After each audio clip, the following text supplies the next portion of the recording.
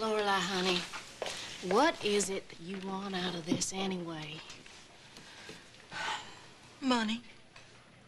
Then you gotta stay focused. You're right, I know. I can't play Beth for the rest of my life. And after we score, Eddie's probably gonna take off on me anyway. And then it's just back to lunch meat and potato chips. A job's a job and nothing else. It's just a job. All Eddie is a business partner in me. Not like I'm interested in him romantically or anything. He's just around. Use him, then lose him. Now you're talking. Oh, Naomi, what would I do without you? I don't know. Yes, boss. Hey. Well, what took you so long? Well, let's see. My plane was rerouted twice. Once in a very cold place called Minnesota, known for its huge shopping mall. But I think enough of the small talk. Let's get back to business. We pulled one over on Phillip Spaulding down to Mexico. What's next? What's wrong with you? Jet lag. May we proceed? Well, Naomi and I were just talking, and we figure it's time to heat things up. A little charm, a little pillow talk. Yeah. And then make Phillip marry me.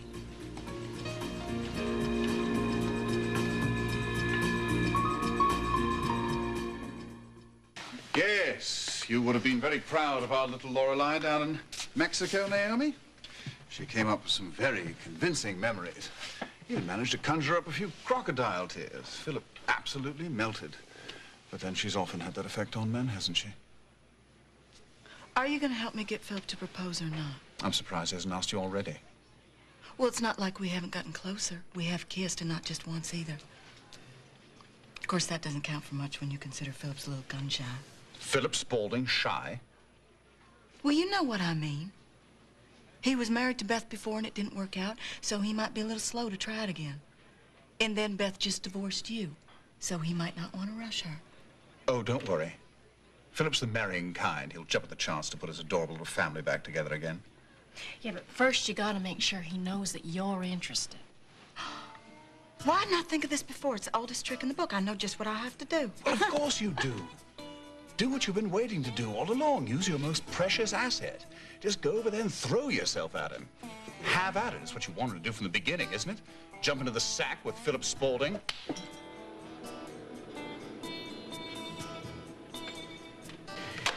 Well, congratulations. You finally came to your senses. Here we go. After all that wasted time with Harley. It was not wasted time. And Beth with Jim LeMay and Edmund Winslow. Round and round you two went till you finally saw what was standing right in front of you. You belong together, Phillip. You always have. Oh, did you say always? Look, I know it took me a while to come around, but I finally did. Now, you and Beth are parents of two of my heirs, and it's time you started acting like it. Oh, okay. Beth is a Spaulding through and through. She always has been. What you ever saw in that low-class All right. cop. All right. That's enough. Look, it goes without saying, I regret the way my marriage to Beth ended. But I don't regret a moment of the time that I spent with Harley, no matter how much you would like me to. And this is not a case of me simply coming to my senses, as you put it. It's much more complicated than that. Complicated? Yes. Seems very simple to me. You're still in love with your childhood sweetheart. Well, no, it's very different than that, because Beth is different now. If I have fallen in love with her again, I've fallen in love with her in a very, very different way. This is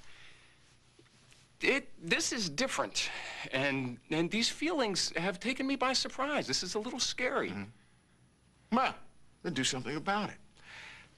Ask her to marry you.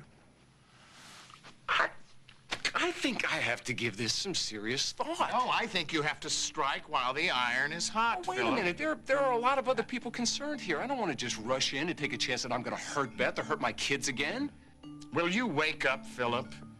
This new and exciting Beth you're referring to doesn't seem to sit around and pine. Now stop being a coward and ask her to marry you. If you don't snatch her up, someone else will.